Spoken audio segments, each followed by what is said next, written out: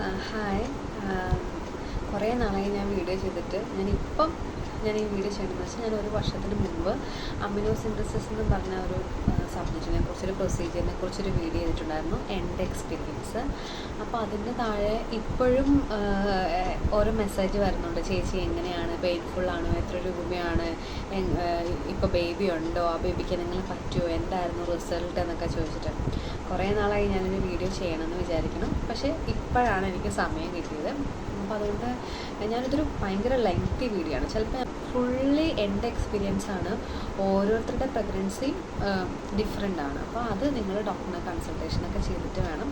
നിങ്ങൾക്ക് എൻ്റെ ഒരു എക്സ്പീരിയൻസ് ഷെയർ ചെയ്യണതായിട്ട് മാത്രം എടുക്കുക. ഇതിൻ്റെ റിസൾട്ട് ഒരിക്കലും നല്ലതായിരുന്നില്ല, അത് പോസിറ്റീവായിരുന്നു. പോസിറ്റീവ് എന്ന് പറഞ്ഞാൽ കുട്ടിക്ക് പ്രോബ്ലം ഉണ്ടായിരുന്നു. അതുകൊണ്ട് എനിക്ക് ആ കുട്ടീനെ മെഡിക്കൽ ടെർമിനേഷനിൽ വിധേയമാക്കേണ്ടി വന്നു.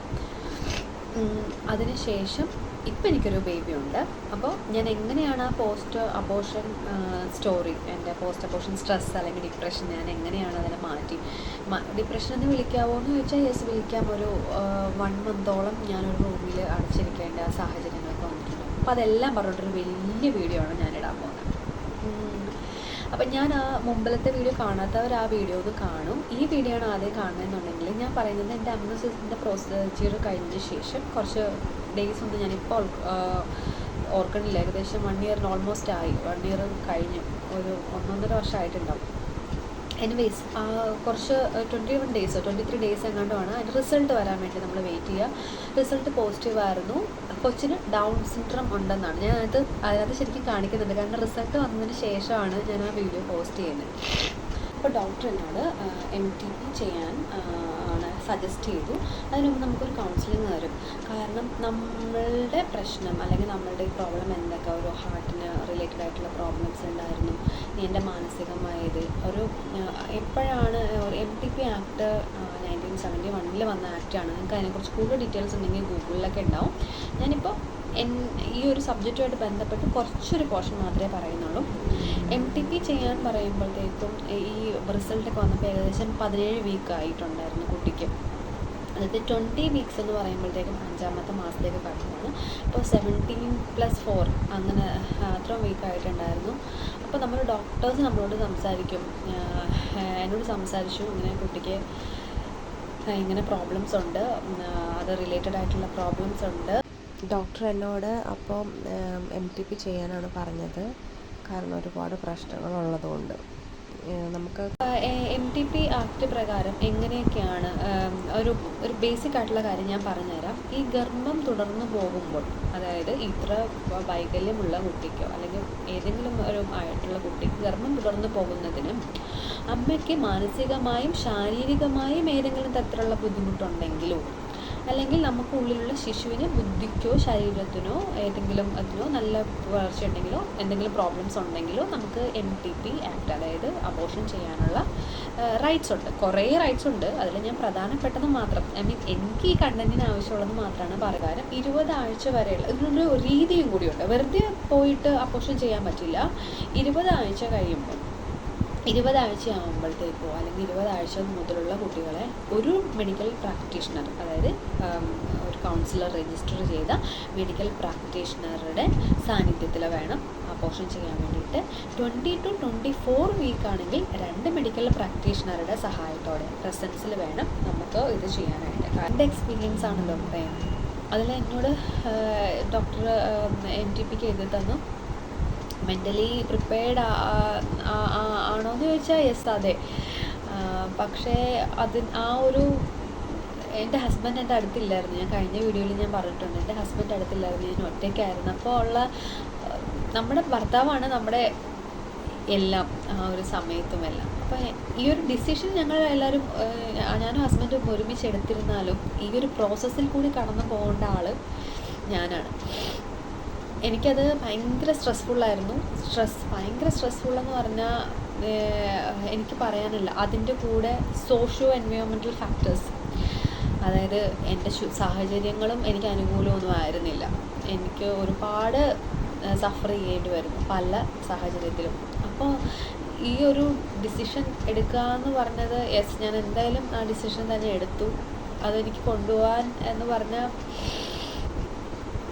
ചിലപ്പോൾ ഞാൻ കരയിരുന്നൊക്കെ വിചാരിച്ചാൽ വീഡിയോ എടുക്കണേ, പക്ഷേ സ്റ്റിൽ ആ ഡിസിഷൻ എടുക്കാൻ ഓക്കെ, ഞാൻ അവിടെ ഡോക്ടറിന് മുമ്പിലൊക്കെ ഓക്കെ ആണെന്ന് പറഞ്ഞു. ആ ഒരു ദിവസം വന്നു, എല്ലാം പ്രിപ്പയർഡാണ്. ഒരു രാവിലെ നമ്മൾ അഡ്മിറ്റ്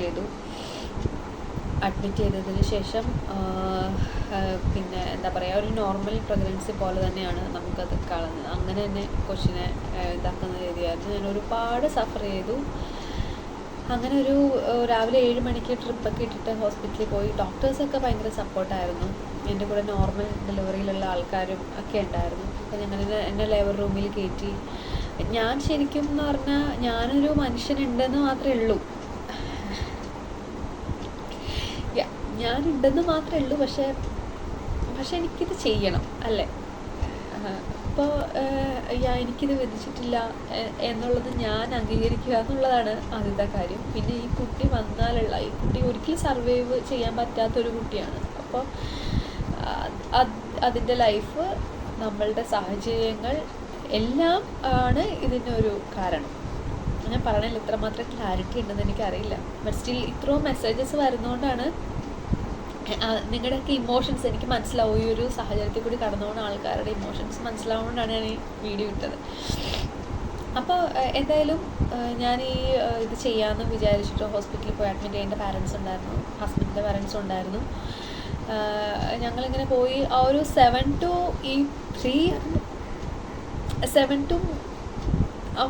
3 മണി വരെ എല്ലാ വേദനയും എന്താ പറയുക നമ്മൾ അനുഭവിച്ചിട്ടുണ്ട്. ബട്ട് സ്റ്റിൽ ഞാൻ പ്രാർത്ഥിച്ചു, ഒരുപാട് പ്രാർത്ഥിച്ചു. എനിക്ക് ഡോക്ടർ തന്നെ പറഞ്ഞു തന്നൊരു കാര്യമാണ്, എന്താണ് ഈ കുട്ടി പുറത്തേക്ക് വരിക എന്നുള്ള പ്രോസസ്സ് ദൈവത്തിൻ്റെ കയ്യിലുള്ള പ്രോസസ്സാണ്. അത് എന്ന് വെച്ചാൽ പുഷ് ചെയ്യാൻ ഡോക്ടർ പറയണം. നമ്മൾ ഒരു ജീവൻ ഉണ്ടാവാത്തൊരു കുട്ടിയാണ് പുറത്തിറക്കണത്. അപ്പോൾ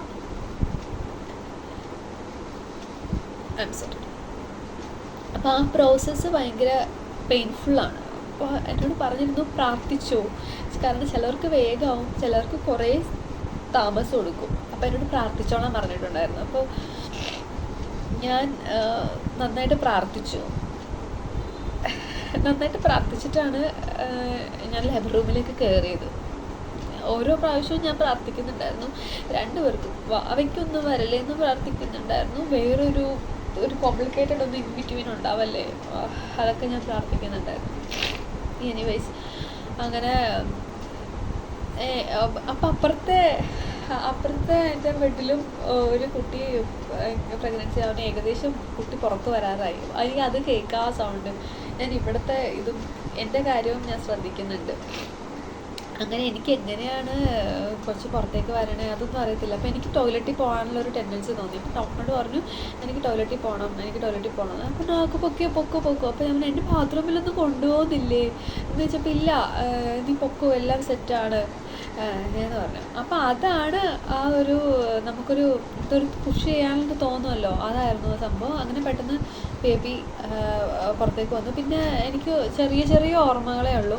അപ്പുറത്തെ കുട്ടിക്കും ബേബിയുടെ ഹെഡ് പുറത്ത് വന്നു. ഇതൊക്കെ കേട്ടിട്ടാണ് ഞാൻ പിന്നെ എനിക്കിത് പോയി. എനിക്ക് പിന്നെ ഓർമ്മ വരുന്ന സമയത്ത്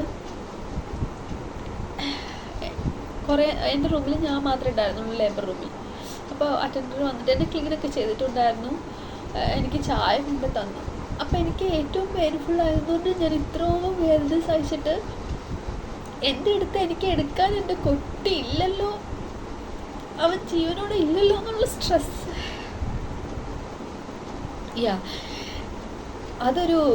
ആ ഒരു സ്ട്രെസ്സ് ഭയങ്കരമായിരുന്നു എനിക്കെടുക്കാൻ കുട്ടിയിൽ. ഞാൻ ആ ടീച്ചറോട് പറഞ്ഞു എന്തുകൊണ്ടാണ് എനിക്കറിയില്ല, എനിക്ക് എൻ്റെ കൊച്ചിനെ കാണാൻ പറ്റിയില്ലല്ലോ.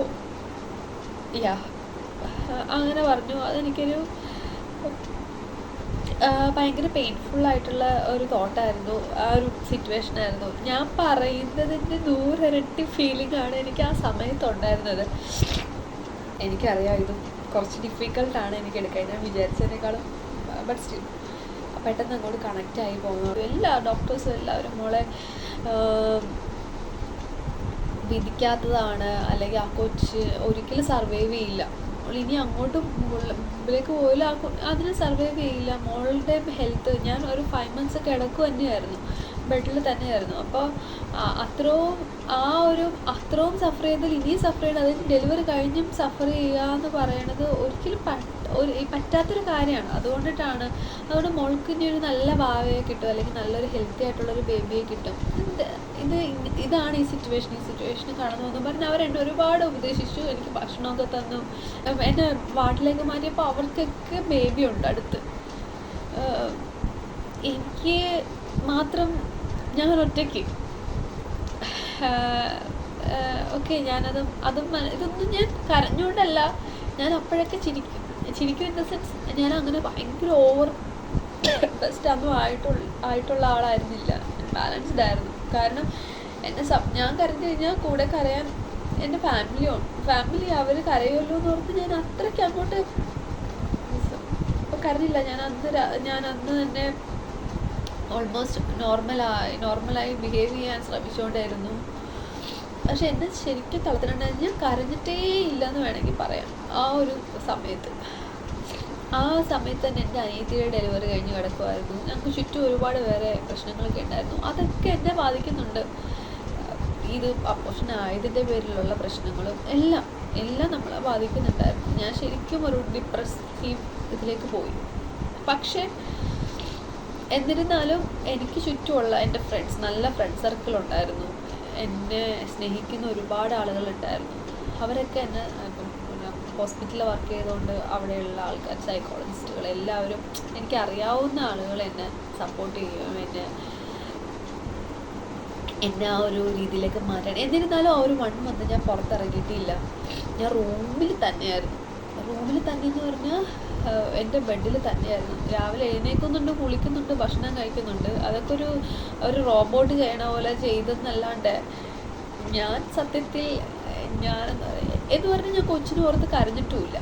ഓക്കെ, അവൻ ഹാപ്പി ആയിട്ട്, ഞാൻ ആ ഒരു രീതിയിലൊക്കെ ചിന്തിച്ചു. അവൻ ഹാപ്പി ആയിട്ട് വേറൊരു ലോകത്തുണ്ട്, അല്ലെങ്കിൽ വേറൊരു ദൈവത്തിൻ്റെ അടുത്തുണ്ട്.